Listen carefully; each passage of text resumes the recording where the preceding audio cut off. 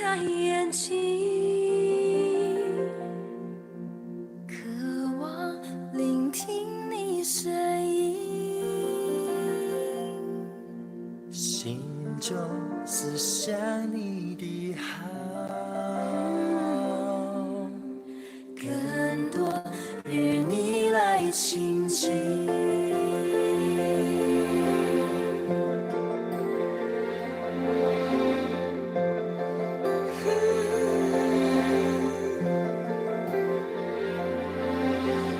夜晚我若要歌唱，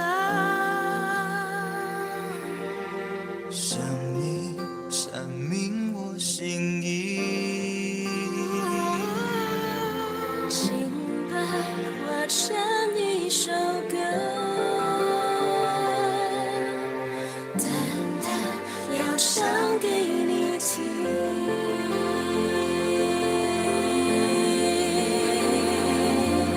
从早晨到夜晚，从旷野到高山，亲爱主，我要称颂你美名。从早晨到夜晚，你爱永不止息。亲爱主，一生紧紧跟随你。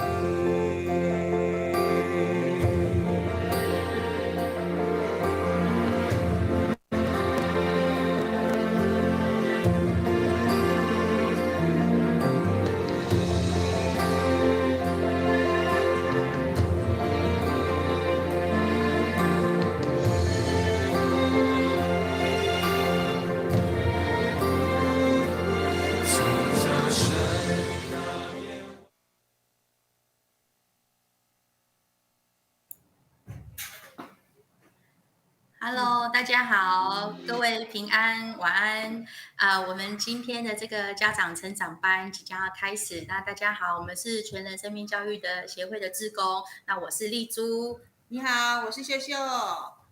我是2个孩子的妈妈，我的孩子也都20几岁了。我看不出来，看起来好年轻。谢谢。好，那今天我们一样会请到洪桃美老师，她是上礼拜有来到我们的中间，那给大家带来很多很好的分享，回应也都很棒。那我们今天要继续把这个很宝贵的时间，我们要交给我们的洪桃美老师。那我们一起要拍手来欢迎我们的洪桃美老师，掌声欢迎你，欢迎。好，所以现在就开始了吗？可以。好，各位家长伙伴，大家晚安。晚安。然后呢，好，牧师有给我2个题目，2个问题，但我有一点点想说，先从这个网络的部分，想要跟你们有一点点分享，也就是这段时间，其实我也蛮常讲这个题目的，因为爸爸妈妈啊，可能都还蛮关心这个议题。我只是再关心一下，我的声音可以吗？可以，很清楚。很清楚哈。好，如果有听不到的话，请再随时让我知道一下哈。就是现在在画面上面有看到一幅图，是我在应该有2、3年在福和国中看到的一个学生的作品。那我不知道是他的原创呢，还是他是有模仿别人的哈。这边有上面的主题是最远的距离，人在怀中，心在网。也就是说，我们目前的网络平台真的也非常的多样化，所以造成现在家人或是我们跟朋友之间的互动，其实常常没办法有这种实体上面的温度。常常要透过这个网络，就像我现在线上跟你们见面一样，没办法有实体的这个见面。那对我来讲真的不太容易，我不知道你们感觉怎么样。就是我只能透过这个荧幕媒体跟你们讲话。那特别是我只看得到那个丽珠跟另外一个妈妈，别人我也都看不到。对，所以呢，这个真的不容易。所以在慢慢大家现在刚好6点半整哈，就是分享一下，我觉得很多的东西都要练习要学习。我记得这个 COVID-19 刚开始的时候，我们被规定要那个戴口罩，心理师要戴口罩。那心理师要戴口罩，对不对？是不是就差异很大？可能觉得这样还可以想象我的长相长得怎么样。那拿掉口罩之后呢，当然有人就觉得，哎呦，怎么差这么多，对不对？那段时间，我觉得我看不到个案的表情，个案也看不到我，我其实有点压力，觉得不知道他的喜怒哀乐，我可不可以都抓得很贴切。是。那经过今年，你看哦，从5月到现在，口罩都不离我的咨商室，所以我的个案呢，包含我都要就是戴着口罩。那这个最多的练习有一个很重要，就是我可不可以透过我的眼神跟我的语言来传递我的温度，让个案感受到说，陶美老师没有功力没有减少。那你看哦，这是一个过程。那口罩就是一个人与人之间的距离的，更何况是这个网络。所以我想要从这边跟你们有一点点小小的分享。我们看下一张下一张 PowerPoint。好，没关系。好，就是我不知道爸爸妈妈对于网络成瘾现有认识多少。那在2018年的1月份 ，WHO 就已经把网络成瘾列为是精神疾病哦。所以现在你看，2018、2019、2020、2021都快结束了，已经4年了哦。下一张，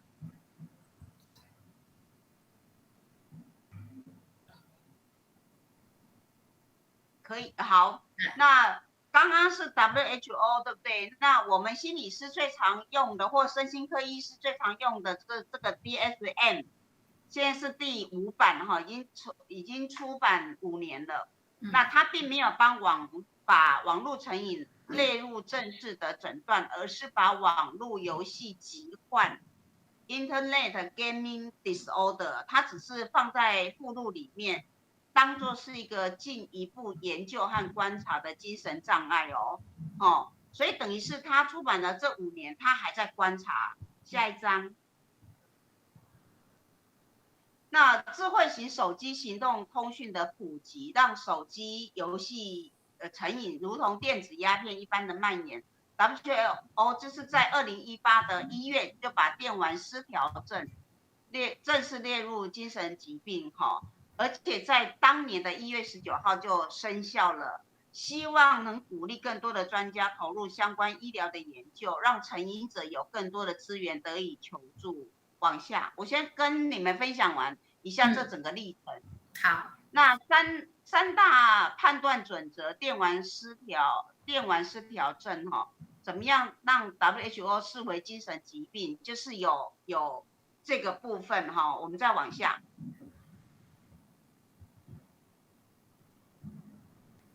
全球游戏人口约有2%， 2%到3%存有游戏障碍。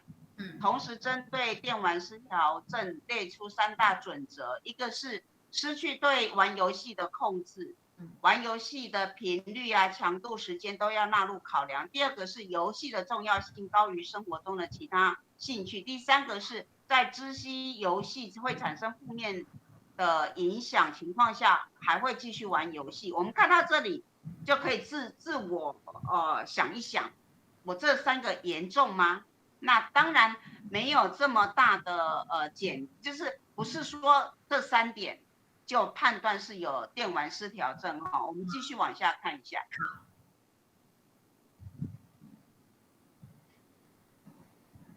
所以你看虽然我刚刚就有讲，如果单看这3点，很有可能大家都觉得那我有类似的症状。那它的成瘾是有很严谨的规范，至少要连续出现12个月，而且严重影响家庭、社交、学业、工作，才会被诊断为成瘾症。我们再往下看，连续12个月严重的影响家庭什么的。那你们如果真的想要知道你身边的家人或同事或孩子有没有上瘾，你随便打这个网络成瘾的这个检测标准就会出现，像这个匹兹堡大学网络成瘾检测标准啊，或杨氏网络成瘾测验，这个你都网络上都可以查得到哈。再往下。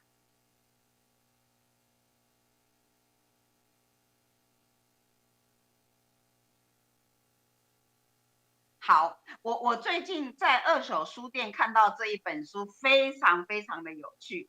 他说有病的其实是我妈，却要我去咨商。我在国高中生的身上常常都会看到，真的就是书名的这个景象哈。我的国高中生的个案，因为网络来求助的真的非常的多。然后我只看带你们看1、2页，我们再看下一页。好。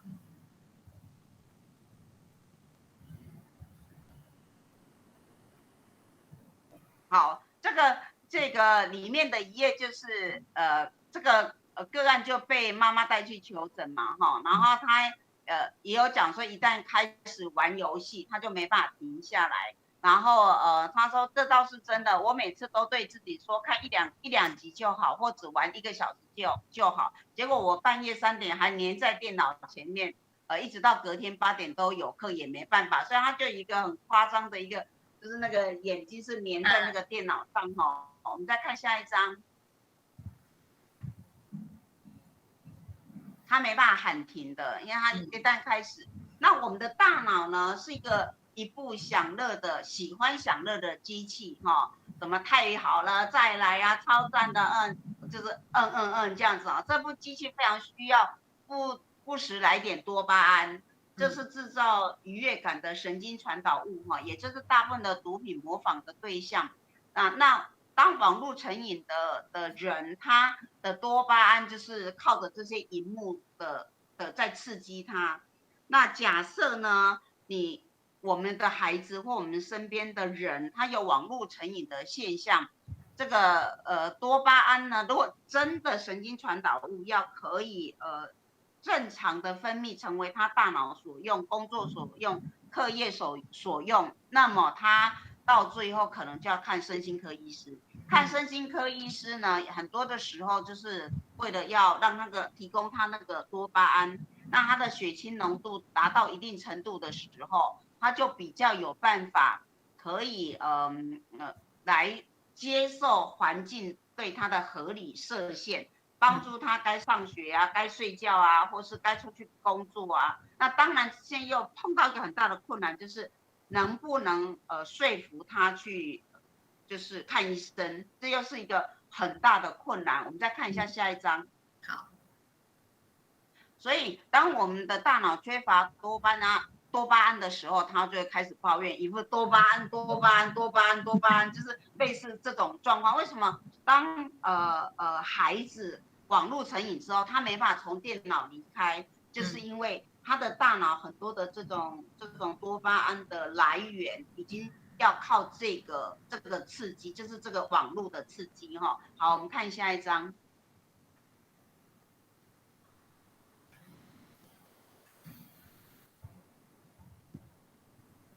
好，那我为了带这门课呢，其实我也去上了身心科医师的演讲。我这场我也去上了两个整天哦，在松德院区，然后把这个张医师的一些演讲资讯稍微整理一下哈。那我觉得这些都是对爸爸妈妈有一件很重要的提醒。也许你的孩子已经长大了。但是我觉得这是一些基础的概念，我还是想跟你们有点分享哈。2016年美国儿科医学会针对儿少使用3C 产品的建议是，1岁半到2岁的婴幼儿不应该接触数位媒体，视讯除外。1岁半到2岁的幼儿，父母应该选择高品质的数位内容陪伴观赏，避免让幼儿单独使用。2到5岁呢，应该要限制荧幕时间每天就1小时，而且必须再一次高品质的数位内容，父母陪伴观赏，协助让幼儿了解内容。为什么我想要这个东西还是提出来？也许在线上的你的孩子已经国高中，那很重要，就是现在很多的父母会把手机、平板当做保姆，孩子的保姆，这是我们最常听到的哦。那从小就在接受这些大脑的刺激，所以他就是刚刚的那个多巴胺的那个分泌都要靠这些刺激。玩具，实体的玩具，大自然他已经很少在接触的时候，真的越大就越难控制他的荧幕媒体的时间。我们再往下看，下一张 PowerPoint， 那一样是这个张医师的哈，他说避免让数位媒体成为安抚孩子的唯一情绪，因为如果你从孩子很小，你就把手机啊这种荧幕啊当作是他的保姆，就是在陪伴他的，你现在要合理设限，他一天只能使用1小时，就会困难，然后就会发展他们的情绪调节能力有困难。这就是也许爸爸妈妈可以去稍微检视一下，当你孩子还小的时候，到底在这个使用手机这一块是不是也不好意思，我很直白讲，会不会也真的是因为我们之前的时间合理设限没有设限的很好，先要再把这个主权抓回来的时候，其实就会造成这个亲子冲突哦。然后我真的就是都要跟爸爸妈妈很强力的这样讲，在卧室用餐时间、亲子休闲时间，父母跟孩子都不应该使用荧幕媒体。父母要把手机设定为勿扰模式。爸爸妈妈、孩子，我最常听到的就是不公平。我爸爸以要工作为由，妈妈以要什么联络事情，他们都常在看手机，就包含我们可能会用什么脸书啊，什么这些都一样的道理哈。所以如果我们爸爸妈妈真的先以身作则，先把手机放下来，放进包包里，你可不可以忍耐？怎么样都要忍耐，你就是不要使用，让孩子看到我们的身教哦。然后睡前1小时不要使用荧幕媒体，睡前应该要把荧幕媒体就是把手机拿出卧室，我都是这样做的，因为它会干扰我的睡眠。我们爸爸妈妈能不能这样子做？那当然，我等一下会再讲一个东西，我们再往下看。好，喂，我没声音了。哎，有听到吗？哦，有，他关掉了。好，然后就是你看越来越大，5到18岁，对不对？国高中生就是差不多在5到18岁，儿少呢，这些家长应针对他的发展年龄跟个别性制定家庭媒体使用计划，是家庭哦，不是他个人哦。家庭媒体使用计划持续地限制每日媒体使用时间跟内容。5到18岁的儿少每天应该1小时的运动，及8到12小时的充足睡眠。当然，他这是参考美国的，我们台湾的孩子真的有点可怜。到了国高中生要睡8到12小时，就不太可能，因为他们在国外可能9点才上学，我们的孩子是7点半就要上学，所以8到12小时很困难。那至少能不能维持6小时？那1小时的每天1小时的运动，指的不一定是学校的体育课哦，而是家里或是说他额外的运动可不可以有？所以父母要持续跟儿少沟通网络友谊、安全性、礼仪，避免霸凌、性讯息诱惑、个资泄露。牧师有给我一个题目，可能是家长问的哈，我就先在这里先停在这张 PowerPoint， 我来回答一下那个问题。我这里也会接到有转介来的个案，就是他已经被告了，然后他必须要去法院固定的报到。然后那个问题是说，因为可能跟这个网络的使用有状况，所以孩子已经不跟父母沟通，然后都要那个沟通，好像意思是有点透过法院，对不对？这个真的是蛮困难的一个个案哦，就是他已经网络使用到一定的程度，是网络已经代替了他的父母手足家庭生活，那他被迫要去法院报到嘛？那这个我相信我没办法回答的很完全，我真的只能这样子说，如果到这个程度，我们不放弃我们的孩子，我们能做的就是可不可以持续的在他接收得到的范围，不断的在传送我们的不放弃，传送我们的爱跟温暖，能照顾他到什么程度呢？爸爸妈妈当然要去稍微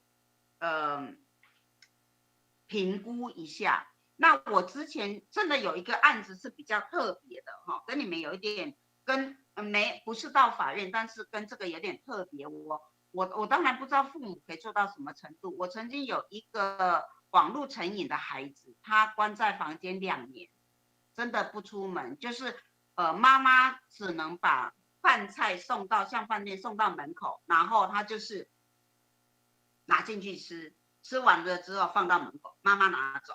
2年不出那个房门，几乎没有沟通，2年哦。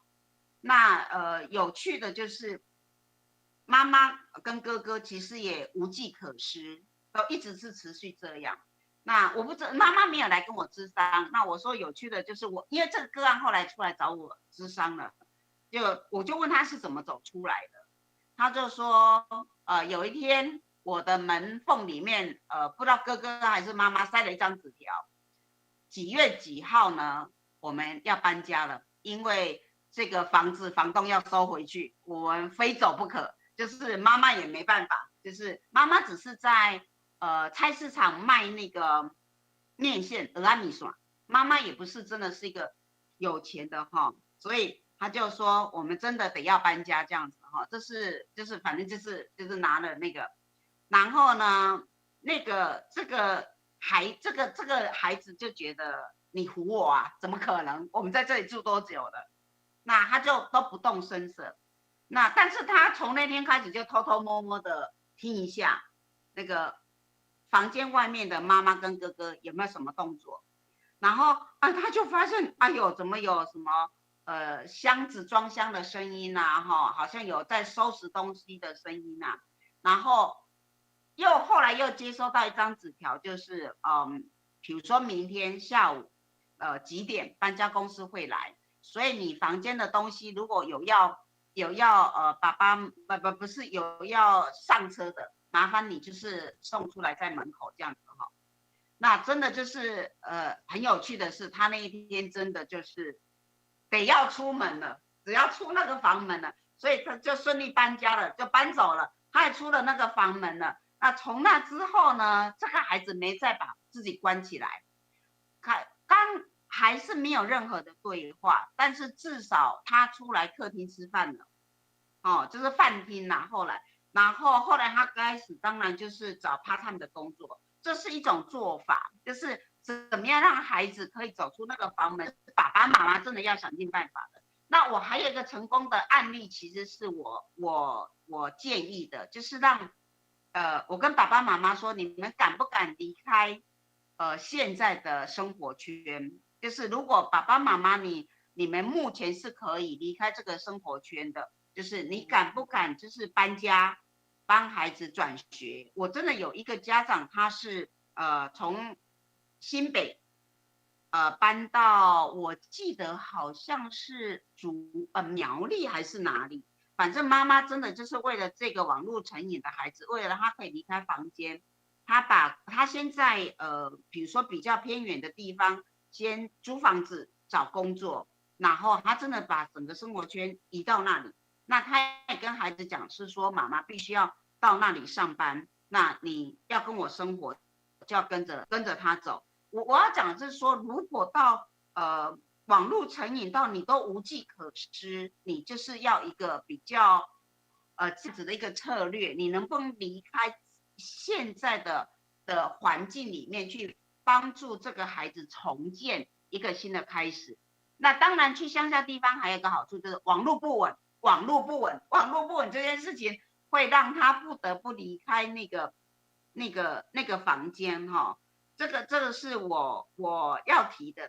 那妈妈牧师有给我另外一个案例，就是孩子因为情绪暴炸，然后父母到底怎么迎接？因为网络的问题，对不对？都还是同样的嘛，这是我上一次有讲，只要孩子不会把菜刀拿出来，你就可以做一些策略，比如说全家断网，在晚上11点之后到早上7点，全家都没有网络，然后你千万不要给你的孩子网络吃到饱，因为这个就是有太多的机会让他网络成瘾，要不然就是你们家的那个网络不要太强，网络的那个连线不要太强，因为网络成瘾的孩子他需要的那个吃到饱啊，不断线啊，然后连线的那个程度是要很高的，就是可以玩得很高兴的，这些都是我只能提供的一些讯息给你们。那我还想要 PowerPoint 的部分，我想要再讲一个依附关系，不知道可不可以直接帮我跳一下那个依附理论里面的，我有2张，可以帮我找一下吗？好。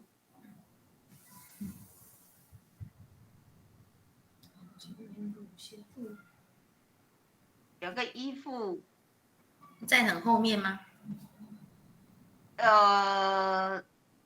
好，这个看一下好了。为什么要跟你们说睡眠真的要把手机拿出去？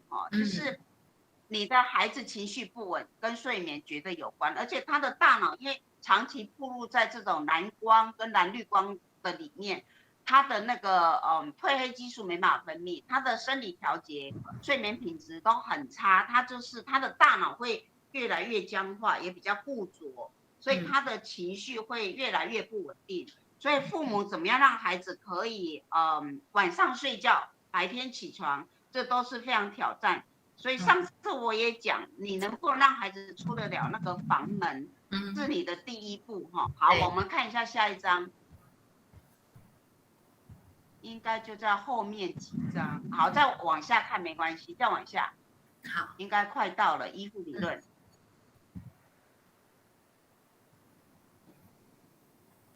再往下，再往下。这里依附理论。好，就是这里。20、21、24。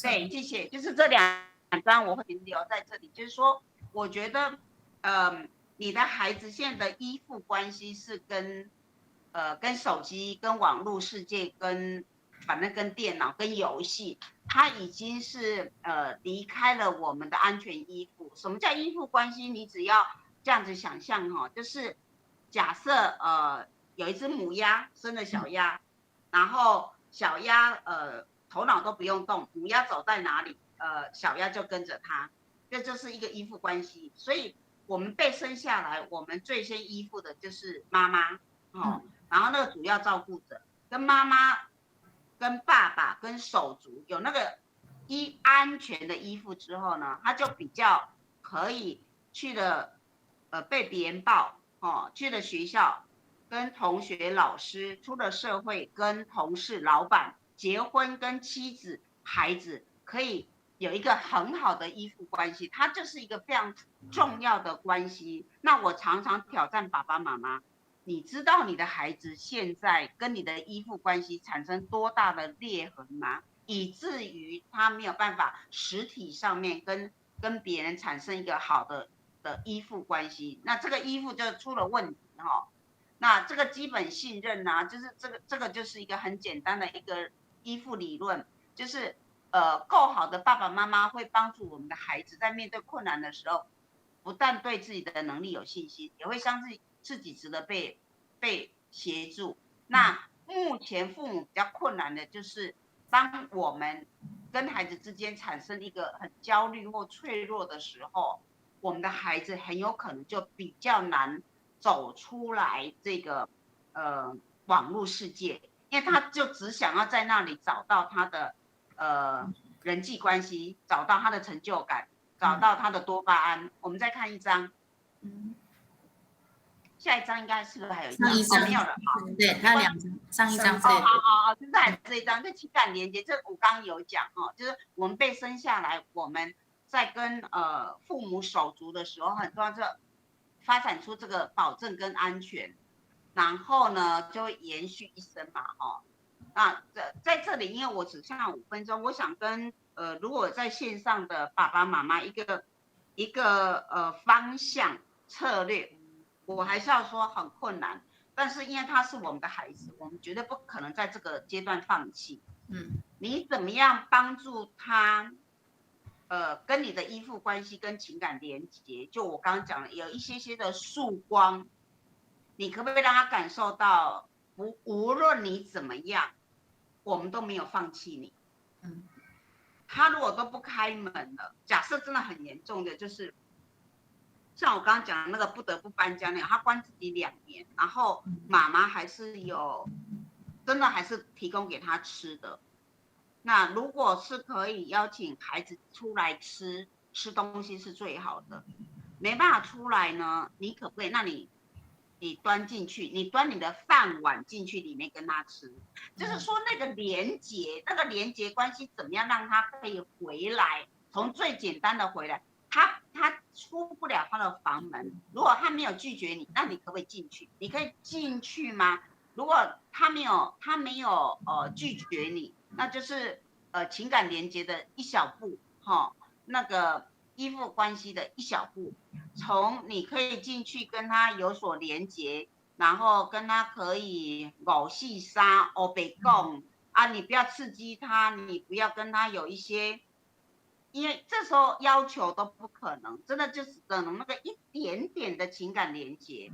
我都比较鼓励要从这些简单的开始。如果你的孩子没这么严重，当然就很好，就是你一定要记得大自然运动，简单的家庭活动，他要可以去找朋友，要不然就是好再提供一个，也是我会讲，就是说，可不可以找他一起在玩的朋友进来他房间？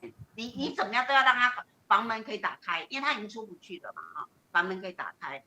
你们知道吗？我在以前我在这种帮助这网络成瘾的，因为他们几乎都没有朋友，我都会鼓励他们要网络聚会，有没有？对，玩游戏，有的他们自己会办啊。因为这1年多，因为这个 COVID-19 真的很麻烦，就是以前我都会鼓励他说，那你可不可以出去跟网友见面？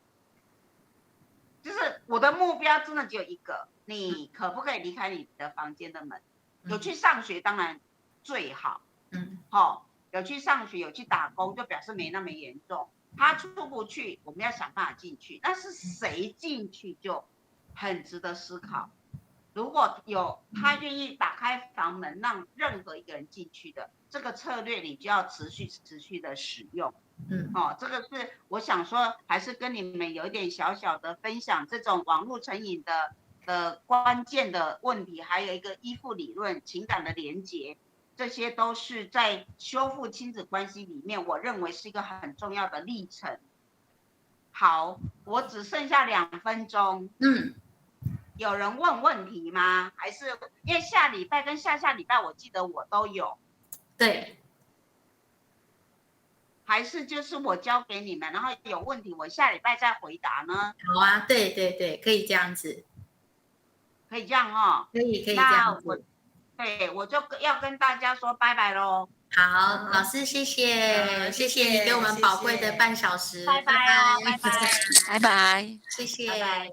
好，那我们继续留在线上的这个各位家长，我们可以如果有机会的话，你可以来做一下简单的回应，或者是你可以想一些下个礼拜可以准备，然后让老师回应的问题这样子。那我旁边这位秀秀，因为她有2个孩子哦，那都是20几岁，那我可以先请教你，比如说老师刚刚讲的那一些，在你的孩子的成长过程，或者是你觉得有什么样的感触，可以跟我们这边的家长分享一下吗？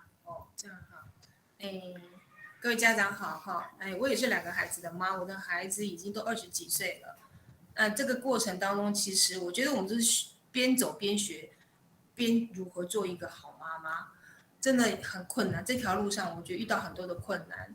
然后，因为我们那个时候在带孩子，可能没有这么多的资讯，所以很多东西自己都摸索上来。可是我觉得现在你们很幸运、很幸福，有这么多的一个管道，然后这就可以不出门，就可以在线上有这些教导，我觉得真的是很幸福。啊，所以我觉得能够多多从这个当中学习，对未来带孩子这条路上一定有很大的帮助。那至于我个人的部分，我觉得是说，我在带孩子的过程当中，我也是尽量把孩子带到户外去，带到外面去玩啊，去能跑多远就跑多远。我是尽量，我觉得我们那个时候训练孩子就2件事：读故事书，还有带出去撒野，大概就这2条路。我们不太喜欢让孩子在前面，就是守着。我们那个年代只有电视，不希望他守着电视，对不对？然后也不希望他每天在一个水泥的一个屋子里头，一个空间里头这样待着。我觉得那对孩子是很不健康的。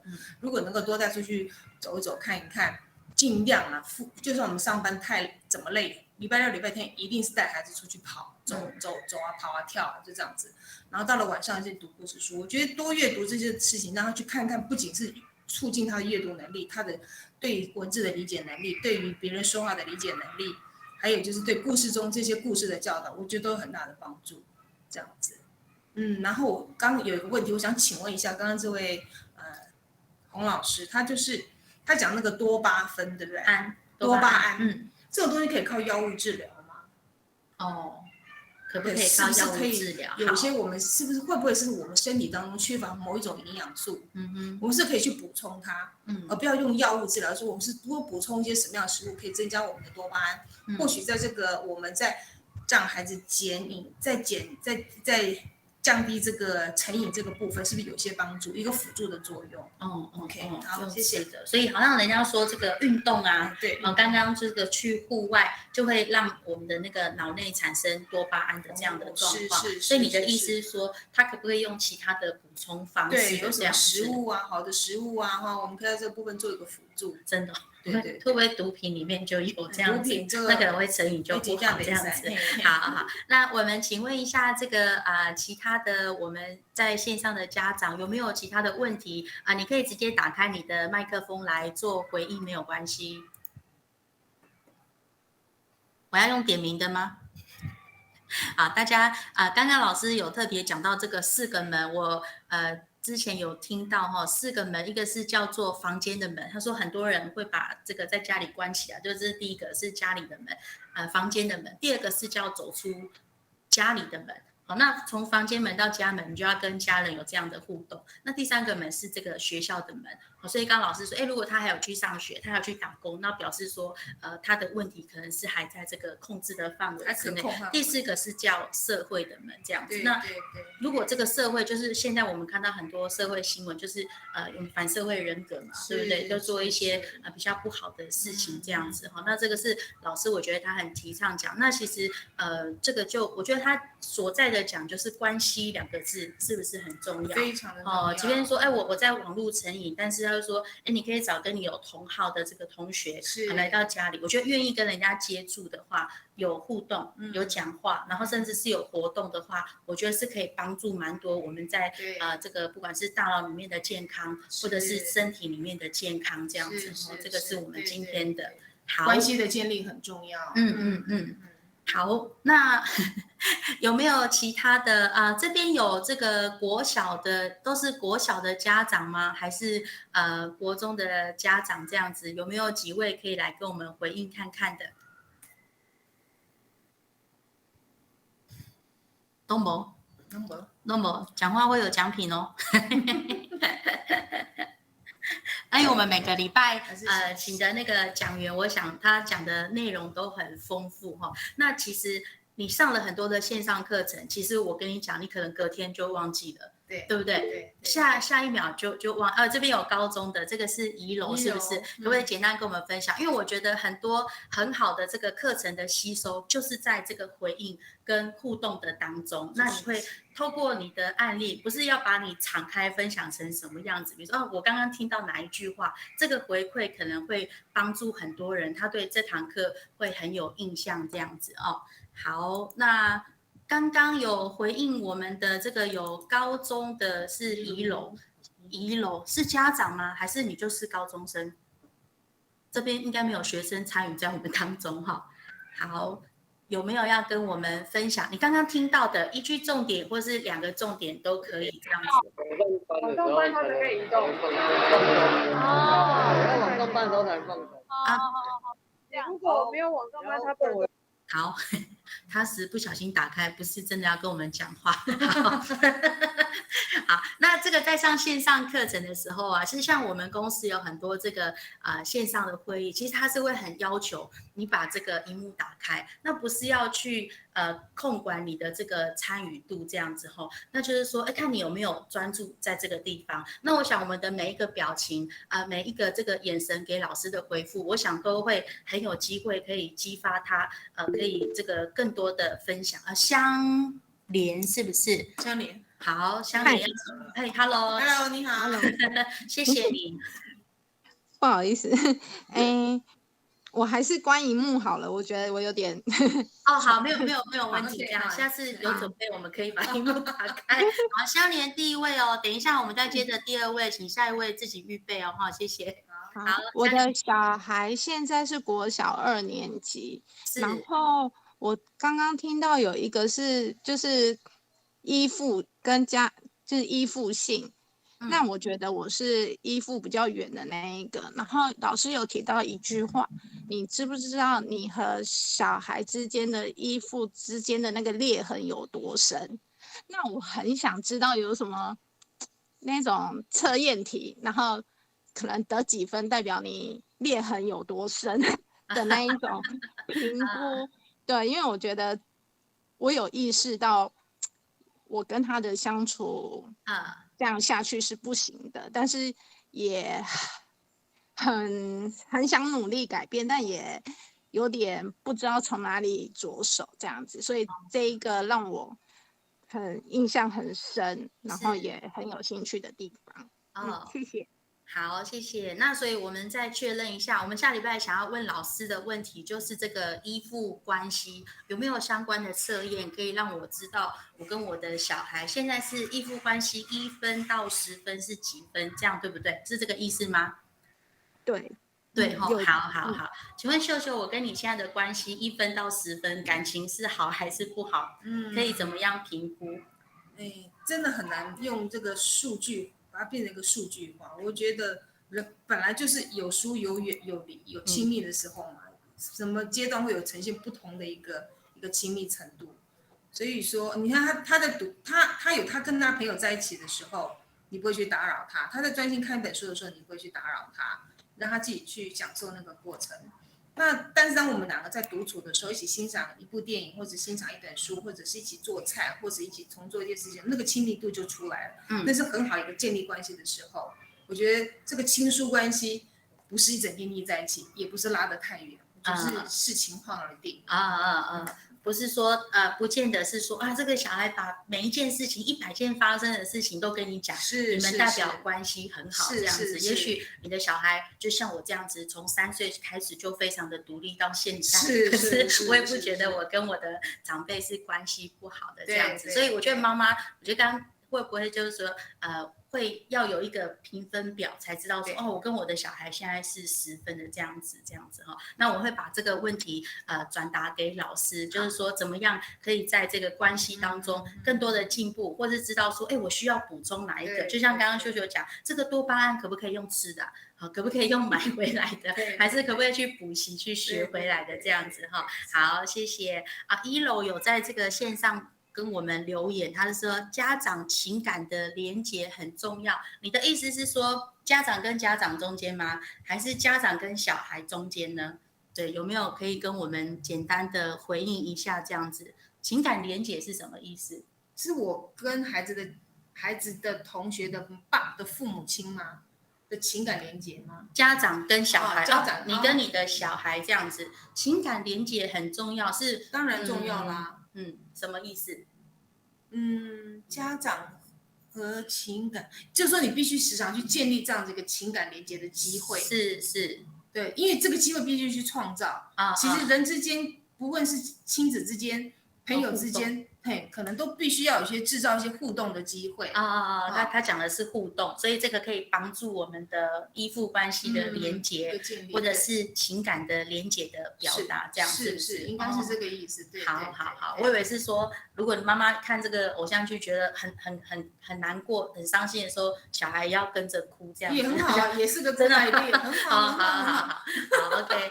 那那是有个戚戚焉。露露是不是？露露你也有举手，你也可以跟我们分享一下吗？你刚刚听到，觉得一句重点、2句重点都可以这样子，我觉得会给老师有很好的回馈，他知道说，哎，我们这边的家长，他觉得听到哪些东西对他很有帮助，这样子哈。好，露露在哪里？露露是吗？嗨，请说。你好。我的大女儿是小学3年级，是，对。然后我刚刚那个妈妈问说，那个就是有没有一个测验可以知道，就是跟小孩子的依附关系的分数？可是我在想说，如果会问这个问题，应该是有察觉到说，这个依附关系没有就是很紧密，那或许跟他讲的，对，或许就是我在想说，是不是想一些，就是可以建议老师下一次可以就是提供一些方式，可以让那个依附关系紧密一点。因为我觉得妈妈可能要的不是真的想知道依附关系的分数是几分，而是如何能够增加这个依附关系的紧密。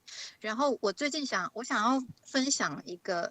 就是我小朋友下周要期中考，是，对，然后就会在那个他复习功课的时候，他情绪是很不好的，然后我们就有发生一些冲突。后来我就发现说，他这个阶段好需要授权跟赋予他自己决定自己的能力哦。对，所以我不晓得，我觉得就是在那个依附关系当中，就是适时的让他自己去做决定，然后我们把我们的那个关系跟责任区隔开来，是，对，反而那个我们的关系是变得更紧密一点。你的意思是说授权，然后让他决定自己的东西，可不可以简单的举例，让我们比较知道一下这样？例如说，好的，因为我大女儿她就是非常非常就是抗拒去安亲班，因为她觉得在安亲班就是好像一直写评量，对，然后我们就讨论说，哎，那因为还是要有一个复习的方式，是不是我们买评量回来写？那从可能低年级的时候，是我帮他勾，你今天可能要完成多少进度，对，然后到了3年级，我发现他好像。对于我这个做法，他是觉得很抗拒的，他会很不甘愿，觉得为什么是你来帮我决定这些东西？对，然后对啊，然后到最近我上次跟他情绪非常大的反弹之后，我就跟他说，那是不是我连就是范围你自己规划好，然后。有问题的时候，你还是可以来找妈妈，或者是你做了这个规划，你不确定是不是可行，或者是你不知道这样子是不是 OK， 那你也可以来找妈妈。对，就是跟他，就是把那个权利释放给他，但是不是放弃他，是让他知道说，对，是让他知道说，我妈妈还是在你的身后。那如果你有需要，你转过头来，你跟妈妈说，妈妈都可以，就是帮你，妈妈都很愿意陪伴你。那我不是放弃你，我是希望你可以因为自己做了这个决定之后，自己可以更甘愿，然后去承担这个决定的后果，或者是对你的时间安排这样子。然后我就发现今天让他在家里用他自己的步调复习一整天之后，他的情绪是稳定的，的确也是没有就是在跟我有情绪上面的那个对抗，因为他之前让我很伤心，是他就是情绪上来的时候会说出一些很不尊重我的话，然后对我跟他说，其实你有情绪，或者是你不同意妈妈的什么意见，我觉得都没有关系，你可以，但是我很希望你可以好好的说。对，那意见不同都没关系。对，就我的分享是这样子，就是不一定要多紧密，有时候适时的放开手。也会让关系，反而会让关系变得更好。是有点距离，真的是最美的距离，这样子哈。我刚才有听到你讲一句话，我觉得很棒，就是妈妈都会在你的身后，我没有放弃你，因为你好像说，哎，我前面帮你规划，你好像这样走的也不错，但是走了一阵子之后，你会觉得说我想要自己这样做。现在的学生不知道有没有发镜这样子哦，我有听说以前的发镜是到这个耳垂，然后也有到没有发镜的时候这样。那如果你是是活在这个短发的年代呢，你就会很想要偷偷留长头发。那但是如果你是留在这个肩膀的，你就会想要剪到耳垂这样子，就是人是这样的悖逆嘛，我们怎样？可是我觉得你刚刚抓到一个重点，就是我没有放弃你。那老师在上次的那个内容有分享到一个，不知道大家有听过有没有印象？有一个叫无虑，有一个叫自律，然后有一个叫他律这样子哈。那我想不是说我生这个孩子他就是属于他律型的，他就是属于自律型，应该是每个孩子他的生命起伏，还有他的这个性格，然后跟包括他的年纪，还有所处的环境，我相信都会有这样子的影响，对不对哈？好，这个谢谢露露妈这个分享哦哈，谢谢。好，那还有没有其他人可以跟我们回应？我们再开放一位就可以了哈。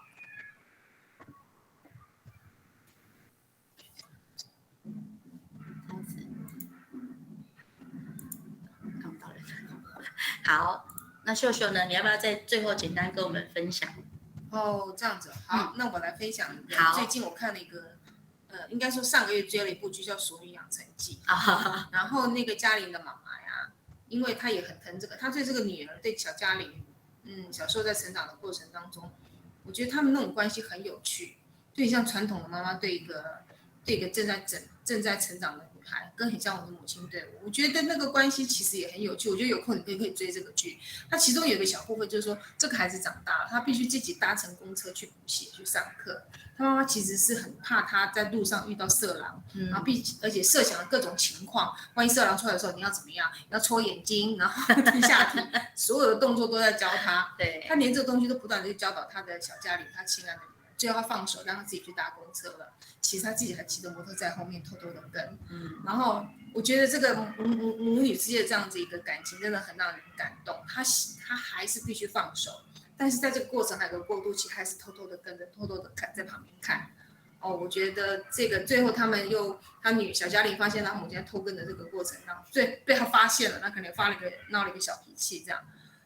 最后彼此又说出了一些真心话。我觉得这是一个很让人感动的时刻。我觉得这个我推荐各位去看看这个小女孩成长的过程，也是可以回想到我们过去成长的过程，也可能对你将来教育下一代也有些帮助。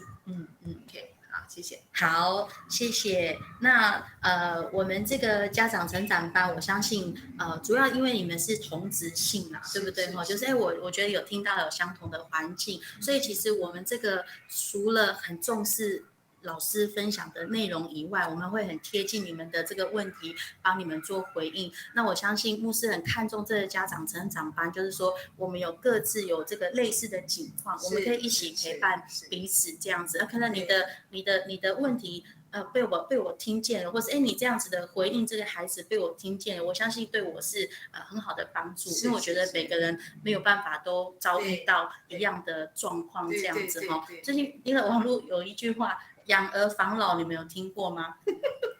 那是我们那个年代。现在流行什么你知道吗？你猜猜看。防儿啃老。没有，不是。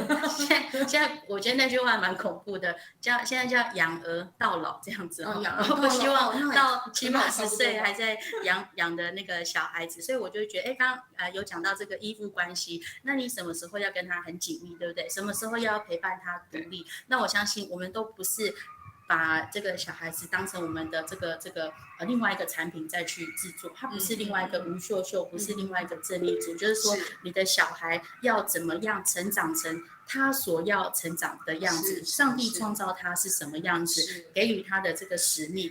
你说放手的艺术，对不对？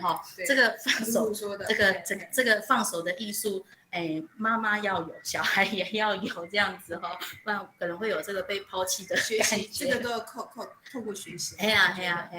好，那我们的这个最后的分享就到这边。如果你有想到这个其他的问题，你想要问老师，那你可以这个私讯给我们的小编，或者是其他的方式可以让我们知道，那我们会传递给老师。那之后的这个时间表，我相信大家都有，那你们可以到我们这个粉丝专页去按赞跟追踪，你们就会接收到我们的第一手讯息这样子那今天谢谢大家，谢谢各位家长跟我们这个共度将近1个小时美好的时间，谢谢你们拜拜。好，可以下线了，再见。再见，拜拜。